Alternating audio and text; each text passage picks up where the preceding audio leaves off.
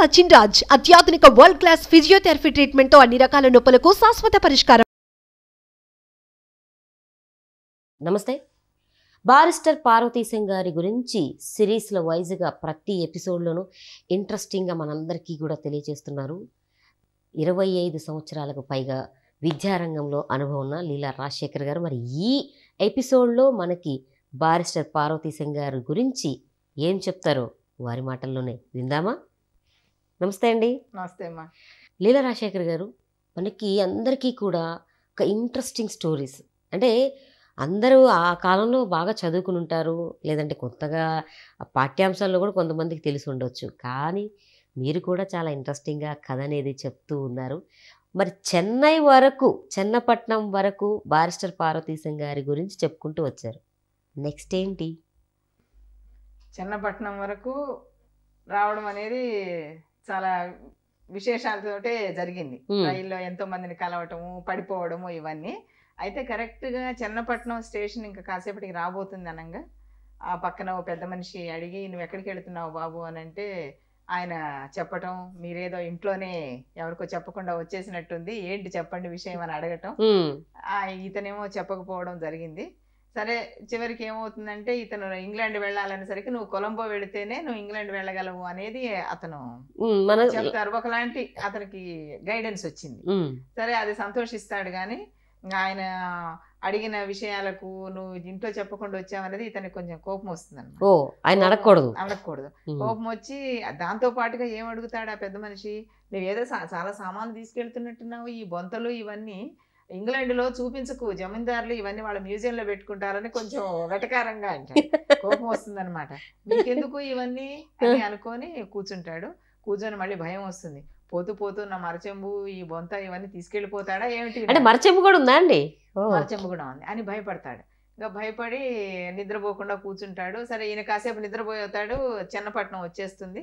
వచ్చేసరికి ఆ పెద్ద మనిషి, ప్రశ్నలు అడిగిన పెద్ద మనిషి కనపడ్డు. మళ్ళీ సామాన్లు చూసుకుంటాడు, ఉన్నాయా లేవా అని. అంటే అప్పుడు మరచెంబుతో సహా, అంటే ఇప్పుడు వాటర్ బాటిల్ లాగా అప్పుడు మరచెంబు అనమాట. సరే, చూసుకుంటాడు, అయిపోతుంది. ఇంకప్పుడు పోర్టర్ వస్తాడు. వచ్చిన తర్వాత పోర్టర్ని అడుగుతాడు, బాబు నేను కొలంబో వెళ్ళాలి, మరి నన్ను ఎక్కడికన్నా తీసుకెళ్ళని. ఏదో వచ్చి రాని భాషలో ఈయన కమ్యూనికేట్ చేస్తాడు. ఆ పోర్టర్కి ఏదో అర్థమవుతుంది. సరే, ముందు దిగండి అని చెప్పి సామాన్లన్నీ తీసుకొని దిగుతారు. ఇక దిగిన తర్వాత ఇంక మరి చెన్నపట్నంలో ముందు అక్కడే ఇడ్లీ అమ్ముతుంటారు. ఆ ఇడ్లీ కొనుక్కొని తింటాడు. 4 ఇడ్లీ తినేసి ఇంకా మొహం కడుక్కోవాలంటే మరి ఎలా వెళ్ళాలి, ఫస్ట్ టైం ట్రైన్ ఎక్కాడు, ఏం చేయాలని చూస్తే అక్కడ ఒకటి ల్యాబొరేటరీ అని రాసి ఉంటుంది. దాని లోపలికి వెళ్తాడు. వెళితే ఈ వాష్ బేసిన్ ఇవన్నీ కనిపిస్తాయి. ఓహో, ఇదేదో అరేంజ్మెంట్ బాగానే ఉంది అని చెప్పేసి ఏదో నీళ్లు తిప్పబోతాడు, రావు. మళ్ళీ ఏదో ప్రెస్ చేస్తే వస్తుంది. ఓహో, ఇలా తిప్పాలేమో అనుకొని ఇదేదో చాలా బాగుంది, ఇంగ్లీష్ వాళ్ళు ఎట్లా అయినా చాలా బాగా చేశారు, నేను బ్యారిస్టర్ అయ్యి మా ఊరికి వచ్చిన తర్వాత మా ఇంట్లో ఇలాంటిది పెట్టించుకోవాలనుకుంటాను. అప్పుడే ఆలోచించుకొని ఆయన కాలకృత్యాలు తీర్చుకొని వచ్చి ఇడ్లీ తింటాడు. తిని ప్లాట్ఫామ్ మీదకి వచ్చి ఇడ్లీకి మళ్ళీ ఏం వంకలు పెట్టలేదా అండి? ఇంకా దానికి ఏం వంకలు పెట్టలేదు, ఆకలి మీద ఉన్నాడు. తినేసి వచ్చేస్తాడు. వచ్చిన తర్వాత ఇంక ఇప్పుడు కొలంబో వెళ్ళాలి, స్టీమర్ ఎక్కాలి. ఆ స్టీమర్ ఎక్కాలంటే ఏమేం చేయాలి, ఎలా చేయాలి అనేది ఇంకా తెలుసుకోవాలని బయలుదేరుతాడు. బయలుదేరి ఆ పోర్టర్ని అడుగుతాడు, నన్ను ఎక్కడికన్నా తీసుకెళ్ళు, నేను ఇట్లా వెళ్ళాలి అని అంటే దానికి ఏవో కొన్ని వస్తువులు కొనుక్కోవాలని చెప్తాడు అతను. సరే, వెళ్ళి షాపింగ్ అంతా చేసుకొని ఓ పూటకుళ్ళ ఇంటికి ఓ చిన్న హోటల్ లాంటి దానికి వస్తాడు.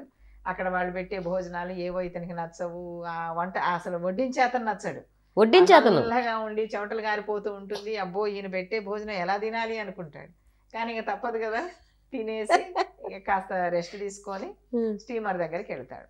స్టీమర్ ఎక్కాలి అంటే ఏంటి, ఓ చిన్న బోట్లో తీసుకెళ్ళి అక్కడి నుంచి స్టీమర్ ఎక్కిస్తారు. స్టీమరు ఇంత దగ్గరికి రాదు కదా. సో ఈ స్టీమర్ ఎక్కుతూ ఉంటే భయం వేస్తుంది అనమాట. ఒకవేళ ఇంత పెద్ద సముద్రంలో ఇంత చిన్న బోటు మునిగిపోతుందేమో, నా సామాను వస్తుందో రాదో, ఈ రకరకాల భయాలతోటి పాపం ఆ బోట్ ఎక్కుతాడు. ఎక్కి అడుగుతాడు ఆ బోటు వాడిని, ఇది క్షేమంగా స్టీమర్ దగ్గరికి వెళుతుందంటారా అని అంటారు. వెళుతుందండి, మీరెందుకు భయపడతారు, మీతో పాటు ఎంతో మంది ఉన్నారు కదా అని. ఇక్కడ వడ్డించే వ్యక్తి నచ్చలేదు, అక్కడ బోట్ లో స్టీమర్ గురించి కూడా భయమే. అంటే ఒక మనిషి ఎన్ని రకాలుగా ఆలోచించుకుంటారు తన గురించి అనడానికి కూడా ఇది ఒక ఉదాహరణగా చెప్పొచ్చు. అంటే మనం ఒక పని చేస్తున్నాము అంటే దానికి చాలా చాలా ఆలోచనలు వస్తాయి. సో అలాగే ఇప్పుడు మరి బోట్లో ఎక్కాము, ఇది మునిగిపోతుందేమో, సముద్రపు అలలకు కొట్టుకుపోతుందేమో అని భయంతో వస్తాడు. సరే, ఆయన సామాన్ అంతా కూడా వచ్చేస్తుంది. ఇంకా స్టీమర్ దగ్గరికి వస్తారు. స్టీమర్ దగ్గరికి వస్తే అంత పెద్ద స్టీమర్ కనపడుతుంది అనమాట. అమ్మో ఇంత పెద్ద స్టీమర్ నేను ఎలా ఎక్కగలుగుతాను, ఒకవేళ జారి పడితే ఎక్కేటప్పుడు జారి పడితే సముద్రంలో కొట్టుకొని పోతానేమో, నా శవం కూడా మా తల్లిదండ్రులకు దొరకదేమో, వాళ్ళు బాధపడతారేమో, అయ్యో మావాడు ఇట్లా అయిపోయినాడని చెప్పి రకరకాలుగా ఆలోచించుకొని ఆ స్టీమర్ అంటే అప్పుడు వస్తుంది ఇంట్లో వాళ్ళ గురించి ఆలోచనలు మనసులో. అంటే ప్రాణభయం వచ్చినప్పుడు మనకు అందరు గుర్తుకొస్తారు. అవునండి. ఆ విధంగా అనమాట. ఈ ప్రాణభయం వచ్చేసరికి అమ్మా నాన్న బాధపడతారేమో నాకేమన్నా అయితే అని ఆలోచించుకొని అక్కడ ఉన్న ఒక అతను, బోట్లో ఉన్న ఒక అతను అడుగుతాడు అటెండెంట్ని, మరి ఎలా ఎక్కుతాం మనం అంత పెద్ద స్టీమర్ కదా అంటే, లేదండి ఒక నిచ్చెన ఉంటుంది, దానికి దీనికి జాయింట్గా ఒక చిన్న ప్లాట్ఫామ్ వేస్తారు, మీరు ఆ నిచ్చెన ఎక్కి స్టీమర్లోకి ఎక్కుతారు, ఒకవేళ మీరు జారిపడ్డా కూడా మీరు అటు స్టీమర్లోనన్నా పడతారు, ఇటు పడవలోనన్నా పడతారు, నీళ్ళలో అయితే పడరని చెబుతారు. మళ్ళీ ఆలోచన అనమాట, పడవలో పడితే తలకు దెబ్బ తగులుతుందేమో అని చెప్పి ఆలోచిస్తారు. సరే ఇన్ని ఆలోచనలతోటి స్టీమర్ ఎక్కుతాడు. ఇంకా స్టీమర్ ఎక్కిన తర్వాత ఎక్కేటప్పుడు కూడా మళ్ళీ ఏం భయపడ్డాడు? ఎక్కేటప్పుడు అంటే ఇంకా అందరూ ఎక్కుతుంటారు, ఎలాగో ఎక్కుతాడు, ధైర్యం వస్తుంది, ఎక్కి కూర్చుంటాడు. ఎక్కి కూర్చున్న తర్వాత ఇంకా లోపలికి వెళ్ళగానే ఇంకా స్టీమర్ చూస్తే అదొక కొత్త ప్రపంచం, చాలా పెద్దది, ఎంతో మంది మనుషులు అటు ఇటు తిరుగుతూ ఉంటారు. సరే ఇతనికి ఒక చిన్న రూమ్ ఇస్తారు. అంటే అక్కడ టికెట్ కొనుక్కోవడం అక్కడ అది ఏం తీసుకుంటాడు, ఆ టికెట్లు అన్ని తీసుకోవడం అదంతా జరిగిపోతుంది. అంటే ఇక్కడ ట్రైన్ లో అనుభవం వచ్చింది కాబట్టి ఇక్కడ ఈజీగానే అన్ని తెలుసుకుంటాడు, టికెట్ తీసుకుంటాడు, స్టీమర్ ఎక్కి కూర్చుంటాడు. కూర్చొని ఈయనకు ఒక రూమ్ ఇస్తారు, అక్కడ ఈయన సామాన్లు అది పెట్టుకోవడానికి. ఆల్రెడీ ఈయన వెళ్లే లోపలే వాళ్ళు సామాన్లు తెచ్చి పెట్టేస్తారు. ఇంకా భోజనానికి వస్తాడు. భోజనానికి వచ్చేసరికి అక్కడ ఎలా ఉంటుంది, అక్కడంతా వాళ్ళు ఎక్కువ మీట్ తినే వాళ్ళే ఉంటారు. సో ఈయనేమో ఏం తినడైపోయి కూర్చుంటాడు. అదేదో ఒక రొట్టె ఇస్తారు వాళ్ళు, ఆ రొట్టె ఇస్తే దాన్ని చాకుతోటి నొక్కంగానే వీళ్ళకి తెలియదు కదా పాపం, అది ఎగిరి ఒక 4-5 జంపులు చేసి వేరే వాళ్ళ మీద పడి మళ్ళీ వీళ్ళ దగ్గరకు వచ్చి చాలా అవుతుంది. అందరూ నవ్వుతారు. నవ్వేసరికి కొంచెం సిగ్గుపడతాడు. అంటే అందరి ముందు అనేటప్పుడు కొంచెం షై ఫీలింగ్, సిగ్గుపడి లేదు మరి ఏం చేయాలి అని ఆలోచించుకుంటూ కూర్చుంటే, వాళ్ళు ఎలా ఉందంటే అక్కడ చూపించడం మనకు, ఇతను ఇలా ఏమీ తెలియకుండా అమాయకంగా ఉన్నవాడు వచ్చినా కూడా అక్కడ ఉన్న వాళ్ళందరూ కూడా చాలా మంచి హృదయంతో ఇతనికి సహాయం చేస్తారు. అదే ఇతనికి తెలియదు కదా, భాష తెలియదు కాబట్టి ఇతనికి ఏదో విధంగా మనము మానవత్వంతో ఆలోచించాలి ఉంది, అంతేగాని ఏదో ఇతనికి ఏం తెలియదు లేని తీసి పారేసినట్టుగా చేయటం అలా ఉండదు అనమాట. అక్కడ వాళ్ళ నేచర్ అనేది మనకు బాగా చూపిస్తారు అక్కడ. అంటే అందరూ కూడా అందరిని కలుపుకుంటూ తెలియని వాళ్ళకు మనం తెలియజెప్పాలి అనేదే ఉంటుంది. అప్పుడు ఇంకా అతన్ని వాళ్ళు అడుగుతారు, అడిగి నువ్వు మరి ఏం తింటావు అని అంటే ఎలాగోలా అతని భాషతోటి చెప్తాడు, నేను శాకాహారిని అని చెప్తాడు. చెప్పిన తర్వాత ఏదో ఉడకబెట్టిన బంగాళదుంపలు, క్యాబేజీ ఏదో తెచ్చి పెడతారు. తిన్న తర్వాత ఇంకొక విషయం ఏంటంటే, అక్కడ నాకు ఆ పుస్తకంలో సగ్గుబియ్యంతో క్షీరాన్నం అని తెచ్చిస్తారు వాళ్ళు. సగ్గుబియ్యము మనం తినేది మనమే ఎక్కువ, మన భారతదేశంలోనే మనం సగ్గుబియ్యం తింటాం, అక్కడ కూడా వాళ్ళు తింటారట. ఆ స్టీమర్ లో సగ్గుబియ్యం పాయసం చేసి తెచ్చిస్తే ఇతనికి చాలా ఇష్టమైంది. ఆ ఉడకబెట్టిన ఆలుగడ్డలు అవన్నీ తినేసి రూమ్కి వచ్చేస్తాడు. కాకుంటే పాపం మనసులో బాధ, స్నానం చేయలేదు, ఇంట్లో ఉంటే సంధ్యావందనం చేసుకునేవాడు, ఏమీ లేకుండా నేను ఇలా ఇక్కడ అయిపోయానని చెప్పి బాధపడి, సరే మన కొత్త ప్రదేశానికి వచ్చినప్పుడు మనకు తప్పదు ఇక్కడ అని మళ్ళీ మనసును అతనే ఇది చేసుకుంటాడు.